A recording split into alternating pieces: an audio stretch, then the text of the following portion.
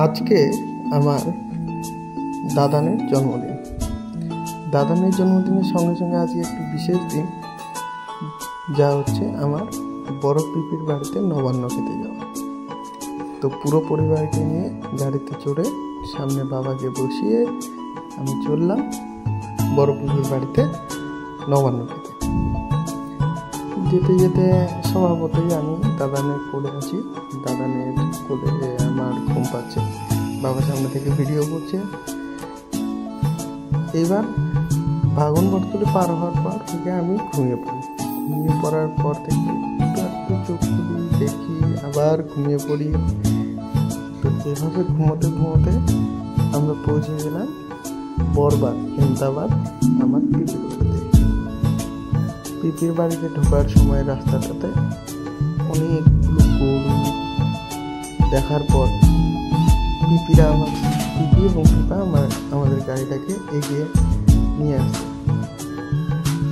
এবার বড় পিপির উৎসাহের সঙ্গে আমাকে পোল থেকে নামিয়ে বড় পিপা আমার গাড়িটা গেটটা ধরে এবং ছোট দিদন আমাকে ওখানে ওয়েলকাম করে। আমি বড় পিপির বাড়িতে পৌঁছে গেছি, দাদন দিদানরা নামছে, আমি দেখছি বড় পিপিটা আমাকে নিয়েই ব্যস্ত। এইবার বড় পিপার যে দাদা, মানে আরেকটা আমাদের পিপা, সেই পিপা সবাইকে সম্বোধন করছে আমাদের গ্রামের বাড়ির সমস্ত আত্মীয় স্বজনকে। যেহেতু এটা রাজবংশী ট্র্যাডিশনে, আমাদের গ্রামের ট্র্যাডিশন একটা, যে সবাইকে নবান্ন মানে নতুন কুটুম্ব বা নতুন আত্মীয়দেরকে নিমন্ত্রণ করে একটা বিশেষ খাওয়া দাওয়া, সেখানে মাছ দিতে হয় নবান্ন খেতে গেলে। তো মাছ ভাজা চলছিল, তার সঙ্গে চলছিল নবান্নের বিশেষ খাওয়া দাওয়া, সেটা হচ্ছে দই চিড়ে এবং গুড়। তার সঙ্গে ব্যাকগ্রাউন্ডে চলছিল মাংস রান্না। এইবার খাওয়া কেমন হলো?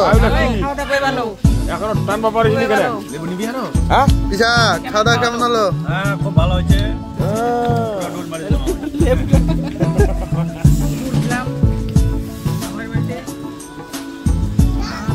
জলের বোতল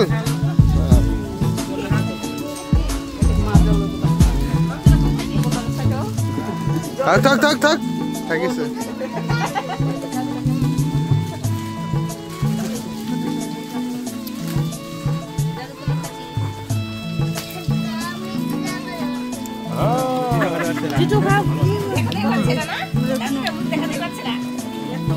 খাবে